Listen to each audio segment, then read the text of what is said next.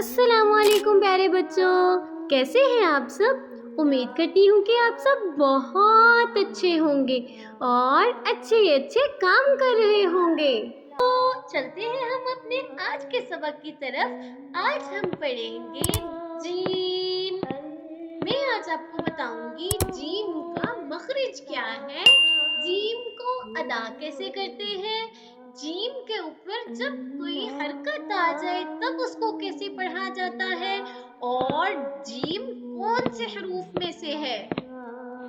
پہلے ہم پڑھتے ہیں جیم۔ زبان کے بیچ کا حصہ جب تالو کے درمیان سے لگے تب ہم سے ادا ہوگا جیم۔ ٹھیک ہے پیارے بچوں، اور اب میں آپ کو بتاتی ہوں کہ جیم کے اوپر جب کوئی حرکت آ جائے تب ہم اس کو کیسے پڑھتے ہیں۔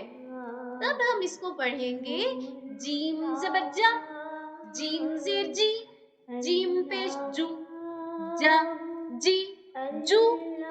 جیم ہمارا حروف قلقلہ سے تعلق رکھتا ہے، اس کو ہم سختی سے جنبش دے کر پڑھیں گے۔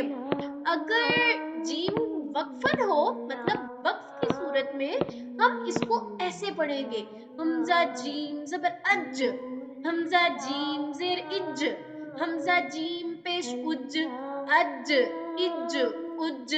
ہم اس کے اوپر زیادہ قلقلہ کریں گے۔